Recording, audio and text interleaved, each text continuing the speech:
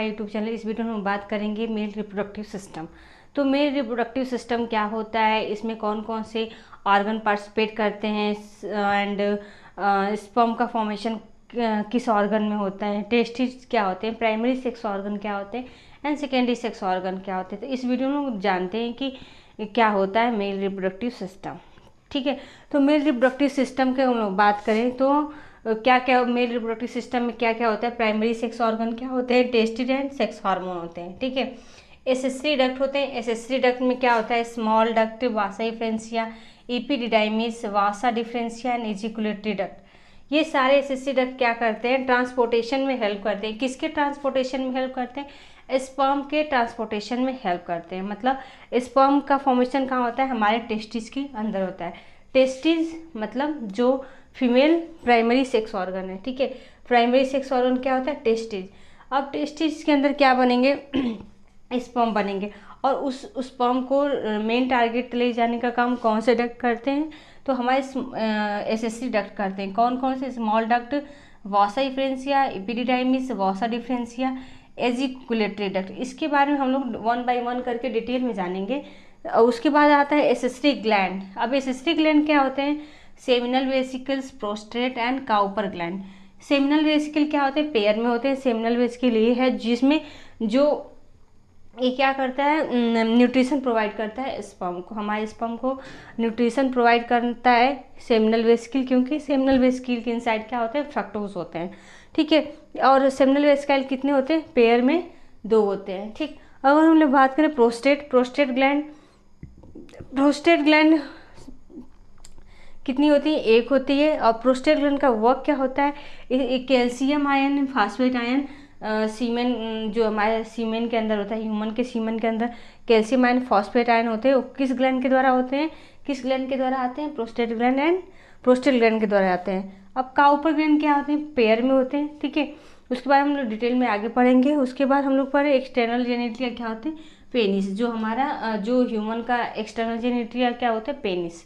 तो हम लोग टेस्टिज को प्राइमरी सेक्स ऑर्गन क्यों बोल रहे हैं, टेस्टिज को हम लोग प्राइमरी सेक्स ऑर्गन क्यों बोल रहे हैं, क्योंकि हमारे टेस्टिज जो ह्यूमन का टेस्टिज है उसके अंदर ही फॉर्मेशन किसका होता है, स्पर्म का होता है। और स्पर्म एक मेन रोल प्ले करता है फर्टिलाइजेशन के हेल्प में। ठीक है, तो अगर उसका टेस्टिज के अंदर फॉर्मेशन होगा स्पर्म का, उसको मतलब अगर इसमें टेस्टिज को में फॉर्मेशन नहीं है वो स्पर्म का, तो ये सारे ग्लैंड या एसेसरी डक्ट करके क्या करेंगे, इसलिए हम लोग क्या बोल रहे हैं, testes are the primary sex organ. ये accessory duct and accessory gland and external genitalia क्या है, सेकेंडरी सेक्स ऑर्गन।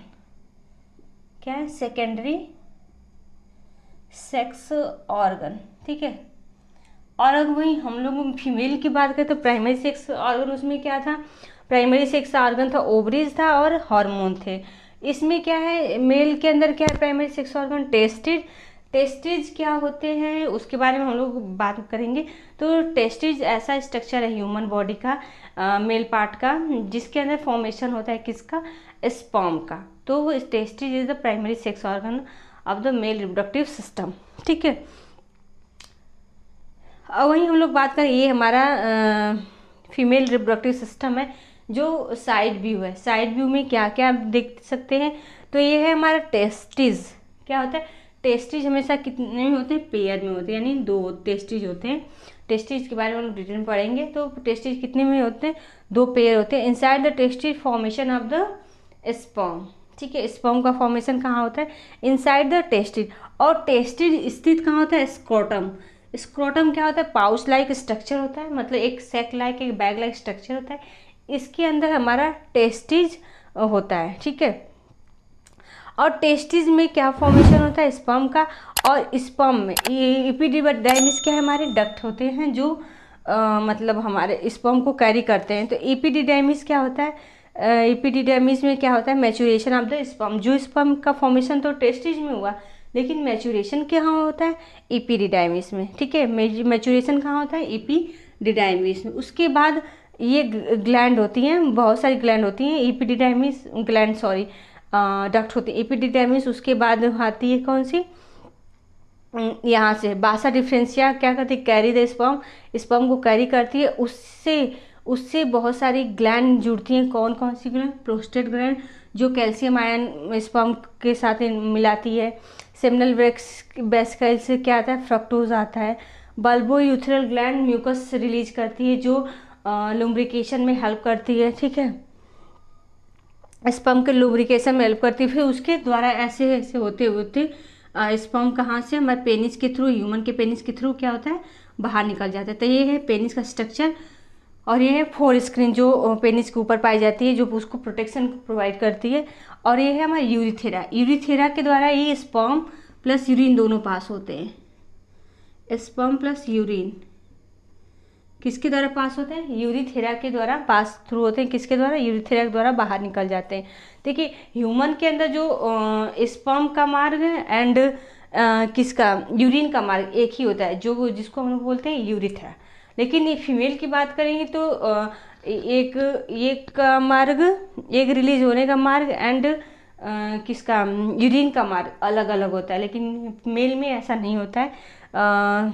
तो अगर हम लोग बात करें तो क्या इस यूरिन के साथ क्या स्पर्म भी रिलीज होता है? तो नहीं, ऐसा नहीं होता है, अलग अलग होता है उनका। हम लोग अब बाद में डिस्कस करेंगे कैसे यूरिन, एक ही यूरिथेरा से यूरिन का भी पास आउट होता है एंड स्पर्म का भी पास आउट होता है। तो देखिए जो डक्ट के एसेसरी ग्लैंड, ये सारे ग्लैंड से निकलने वाले जो सब्सटेंसेस हैं, फ्रक्टोज है and calcium ion, phosphate ion and mucus lubrication जो हेल्प करता है, और स्पर्म मिलाकर क्या बनाते हैं? स्पर्म प्लस सेमिनल वेसिकल से निकलने वाले, प्रोस्टेट ग्लैंड से निकलने वाले एंड काउपर ग्लैंड से निकलने वाले सब्सटेंसेस मिलकर क्या बनाते हैं? हमारा सीमेन बनाते हैं। क्या बनाते हैं? सीमेन। सीमेन में 10% ही स्पर्म होता है। कितना परसेंट स्पर्म होता है? 10%। बाकी सारे सब्सटेंसेस किसके होते हैं? हमारे एसेसरी ग्लैंड के होते हैं। और ये है एक्सटर्नल जेनिटलिया, जिसके बारे में हम लोग डिटेल में बाद में पढ़ेंगे।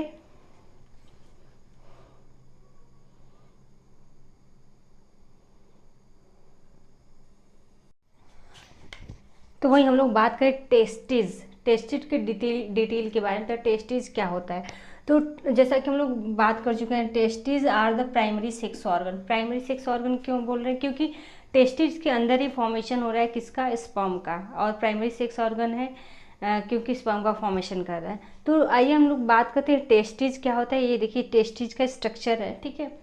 तो टेस्टिस क्या होता है? इसकी शेप की बात करें तो इसकी शेप कैसी? ओवल होती है। और अगर टेस्टिज की बात करें ह्यूमन में तो कितने पे होते हैं? 1 पेयर में होते हैं। मतलब दो टेस्टिज होते हैं। पेयर की बात करते हैं, एक पेयर ऑफ टेस्टिज होते हैं इन ह्यूमन में, ठीक है, पेयर में होते हैं। और कलर की बात करें तो कैसा कलर होता है? पिंक कलर होता है टेस्टिज का। अगर हम लोग साइज की बात करते हैं, इसकी लेंथ, जो ये लेंथ है टेस्टिज की, जो लेंथ है, ये लेंथ और ये लेंथ, ठीक। टेस्टिज की जो लेंथ होती है 4 to 5 सेंटीमीटर होती है। कितनी होती है? 4 to 5 सेंटीमीटर, ठीक है। अगर विड्थ की बात करें, चौड़ाई की, ये और ये चौड़ाई इसकी बात करें तो कितनी चौड़ाई होती है? 2-3 सेंटीमीटर, 2 से 3 सेंटीमीटर तक इसकी चौड़ाई होती है। लंबाई की बात करें तो 4 से 5 सेंटीमीटर इसकी क्या होती है? लंबाई होती है, ठीक है। अगर हम लोग इसके वेट की बात करें, भार की बात करें, तो एक टेस्टिज का जो भार होता है कितना होता है? 15 से 90 ग्राम होता है, ठीक है, एक टेस्टिज का भार। अगर लोकेशन की बात करें तो जो ह्यूमन का टेस्टिज है कहाँ पे स्थित है? स्क्रोटम। स्क्रोटम क्या होता है? एक पाउच लाइक स्ट्रक्चर होता है, ये है स्क्रोटम। ये है ह्यूमन का scrotum. Scrotum is the pouch like structure. Location और टेस्टिज कहाँ होता है? Inside the scrotum. किसके अंदर होता है? स्क्रोटम। ये है स्क्रोटम। स्क्रोटम के अंदर क्या होता है? हमारा ह्यूमन का टेस्टिज प्रेजेंट होता है, ठीक है। अब देखो, pouch like structure present outside the body for maintain temperature. अब जो स्क्रोटम होता है या ह्यूमन का टेस्टिज होता है, ह्यूमन बॉडी के आउटसाइड होता है, मतलब ह्यूमन के बॉडी के अंदर नहीं होता है, एब्डोमिनल कैविटी में या ह्यूमन के अंदर नहीं होता है। कहाँ पे होता है? शरीर के बाहर होता है। शरीर के बाहर क्यों होता है? ह्यूमन का टेस्टिज क्यों बाहर होता है? और तो हम लोग बात करें तो हमारे बॉडी का जो टेम्परेचर होता है कितना होता है? 37 डिग्री सेंटीग्रेड। कितना होता है? 37 डिग्री सेंटीग्रेड। लेकिन टेस्टिज का टेम्परेचर कितना होता है? 35, ठीक है, 35 डिग्री सेंटीग्रेड। क्यों 35 डिग्री सेंटीग्रेड होना चाहिए? क्योंकि स्पर्म के फॉर्मेशन के लिए बॉडी के टेम्परेचर से 2 से ढाई सेंटीग्रेड टेम्परेचर क्या होता है, टेस्टिज का कम होता है। अगर 37 डिग्री टेम्परेचर बढ़ा देंगे टेस्टिज का तो स्पर्म का फॉर्मेशन नहीं होगा, स्पर्मेटोजेनेसिस नहीं होगी। ठीक है, तो स्क्रोटम क्या करता है, पाउच लाइक स्ट्रक्चर होता है, प्रेजेंट होता है आउटसाइड द बॉडी, जो बॉडी के आउटसाइड प्रेजेंट होता है और क्या करता है, मेंटेन द टेम्परेचर। अब टेम्परेचर को मेंटेन करने का काम कौन करता है, स्क्रोटम करता है। जैसे क्योंकि हमारे बॉडी का टेम्परेचर कितना है, 37 डिग्री सेंटीग्रेड है और हमारे टेस्टिस का टेम्परेचर कितना होना चाहिए, 35। मतलब बॉडी के टेम्परेचर से 2 से 2.5 डिग्री सेंटीग्रेड कम होना चाहिए टेस्टिज का टेम्परेचर, तभी जाके स्पर्म का फॉर्मेशन होता है। तो स्क्रोटम क्या करता है, help the maintain the temperature of the testes के टेम्परेचर को मेंटेन करता है। अब देखो टेस्टिज के अंदर मतलब क्या होती है, मसल्स होती हैं, 2 मसल्स होती हैं, डार्टस मसल होती हैं एंड डार्टस मसल। कौन सी मसल्स होती हैं,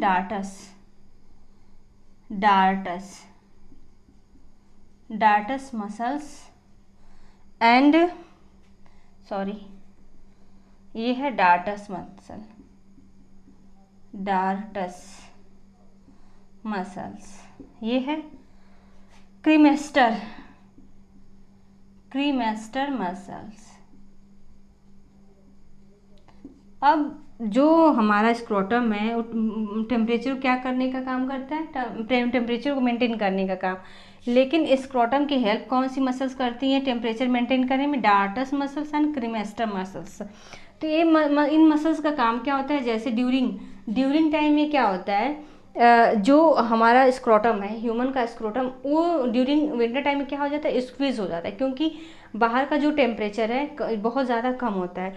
तो टेम्परेचर को मेंटेन करने के जो डार्टस मसल क्या होती है, स्क्वीज हो जाती है, मतलब सिकुड़ जाती है। और ये मसल्स क्या करती है, ये टेस्टिस को डार्टस मसल स्क्वीज कर देती है, सिकुड़ा देती है।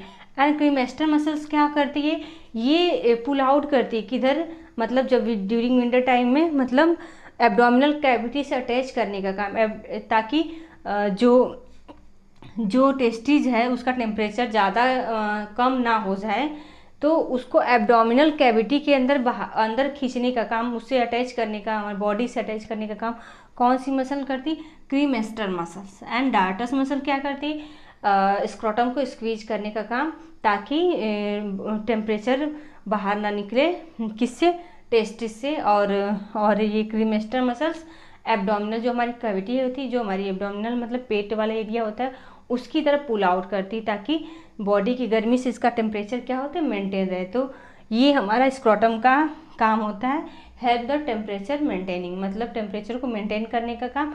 और उस टेम्परेचर को मेंटेन करने में 2 मसल्स हेल्प करती है, डार्टस मसल्स एंड क्रीमेस्टर मसल्स। ठीक है, अगर हम लोग फंक्शन की बात करें, जो टेस्टिज होता है उसका फंक्शन क्या होता है, तो हमारा टेस्टिज, जो ह्यूमन का टेस्टिज, उसका फंक्शन, मेन फंक्शन क्या होता है, 2 फंक्शन होते हैं, spermatogenesis and release of the sex hormone. ठीक है, सेक्स हार्मोन में टेस्टोस्टेरोन।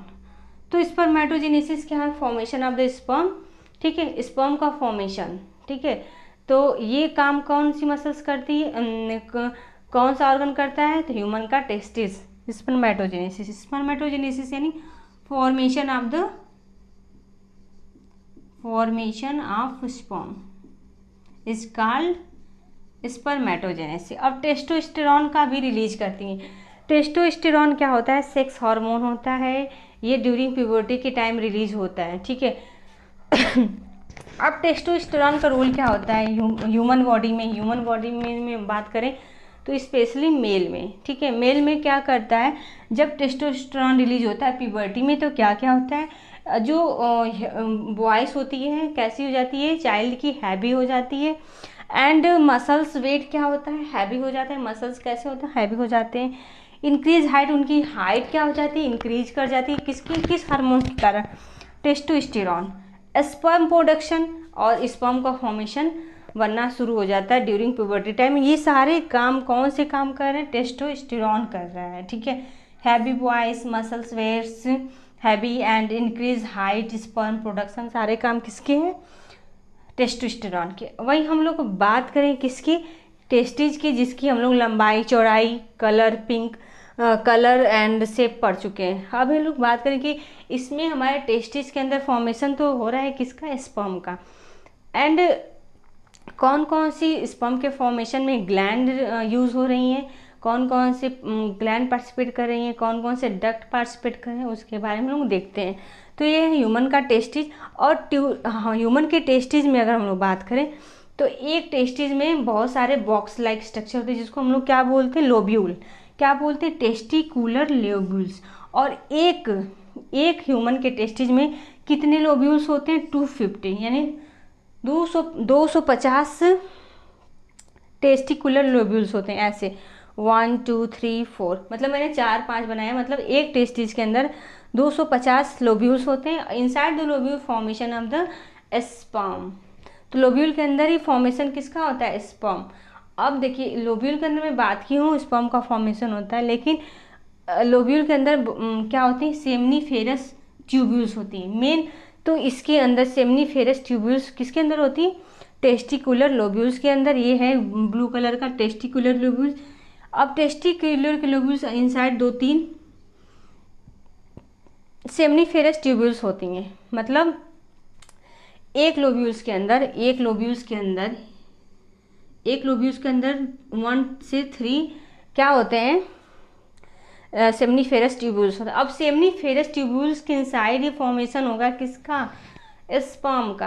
पहले तो हम लोग पढ़े हैं कि टेस्टिज फॉर्मेशन करता है स्पर्म का, उसके बाद पढ़े लोब्यूल के अंदर फॉर्मेशन होता है स्पर्म का, उसके बाद हम लोग पढ़े सेमनीफेरस ट्यूब्यूल्स के अंदर फॉर्मेशन होता है स्पर्म का। मतलब ये तीनों चीज़ें मिलाकर किसके अंदर स्थित है? टेस्टिज के अंदर। इसलिए हम लोग बोल देते हैं टेस्टिज के अंदर फॉर्मेशन हो रहा है किसका? स्पर्म का। लेकिन मेन तो सेमनीफेरस ट्यूब्यूल्स के अंदर इनसाइड फॉर्मेशन होता है स्पर्म का।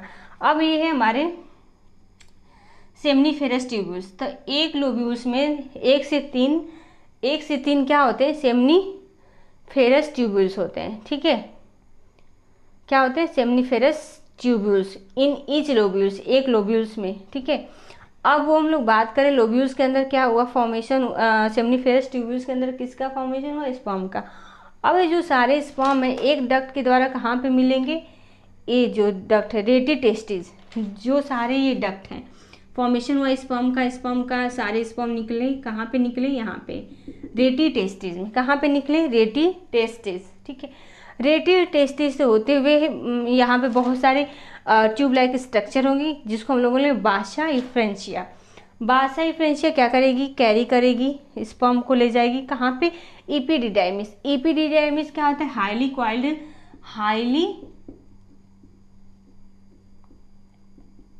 हाईली क्वाइल्ड स्ट्रक्चर होता है। ठीक है, जहाँ पे यहाँ पे फॉर्मेशन हो रहा है किसका? स्पर्म का। लेकिन मैचुरेशन कहाँ पे होता है? इपिडिडाइमिस में। And death of the sperm, मतलब जो एजुकुलेशन के द्वारा स्पर्म रिलीज नहीं होते हैं उनकी डेथ एंड मैचुरेशन किस पार्ट में होती है? इपिडिडाइमिस में होती है। एंड वहीं पे इपिडिडाइमिस के बाद क्या कौन सी आती है? हमारी बासा डिफरेंशिया आती है, जो कैरी करती है स्पर्म को कहाँ से? इपिडिडाइमिस से बहुत सारे ग्लैंड से मिलाते हुए बाहर निकाल देती है यूरिथ्रा के थ्रू। तो अगर उसके हम सीक्वेंस की बात करें तो कैसे सीक्वेंस होता है फॉर्मेशन का स्पर्म का, किस ग्लैंड के द्वारा? तो देखते हैं। तो सेमिनीफेरस ट्यूब्यूल्स के अंदर फॉर्मेशन हुआ किसका? स्पर्म का। किसका हुआ? स्पर्म का। उसके बाद स्पर्म कहाँ पे होते जाएंगे? रेटी टेस्टिज में। कहाँ पे जाएंगे? रेटी टेस्टिज में। रेटी टेस्टिज से होते हुए ये ट्यूब लाइक स्ट्रक्चर आपको दिख रही है, बहुत सारी highly quality tube like structure, जिसको हम लोग बोलते हैं बासा इफ्रेंशिया। बासा इफ्रेंशिया से होते हुए बासा इफ्रेंशिया बहुत ही हाईली क्वालिटी स्ट्रक्चर बना लेगी, बहुत ही क्वाइल लाइक स्ट्रक्चर। मतलब 16 जो ये इपिडिडाइमिस होता है 16 मीटर तक लंबा होता है, इतना क्वाइल्ड हो जाता है। ठीक है, तो बासा इफ्रेंशिया किस में कन्वर्ट हो जाएगी? इपिडिडाइमिस में। इपिडिडाइमिस क्या होता है? हाईली क्वाइल्ड स्ट्रक्चर होता है जिसमें maturation of the sperm and death of the sperm कहाँ पे होता है? इपिडिडाइमिस में। फिर इपिडिडाइमिस में होते हुए कहाँ पे जाएगी? वासा डिफरेंशिया। और वासा डिफरेंशिया से बहुत सारी ग्लैंड मिलेंगी, बल्बोइथ्रल ग्लैंड, प्रोस्टेट ग्लैंड मिलके सीमेन का फॉर्मेशन करेंगी और जो सीमेन बन रहा है उसका रिलीज कहाँ से होगा, हमारे यूरिथ्रा, जो हम लोग इसके पहले पढ़ चुके हैं, यूरिथ्रा से होते हुए बाहर निकल जाएगा जहाँ पे उसकी ज़रूरत होगी। तो ये हमारा टेस्टिज। अब हम लोग पढ़ेंगे टेस्टिज का जो ये लोब्यूल्स होता है, लोब्यूल्स नहीं, लोब्यूल्स का टीएस पढ़ेंगे, या हम लोग पढ़ सकते हैं सेमनीफेरस ट्यूब्यूल्स के अंदर कहाँ पे कौन सी सेल क्या बनाती है, स्पर्म कौन सेल स्पर्म बनाती है, उसको पढ़ेंगे।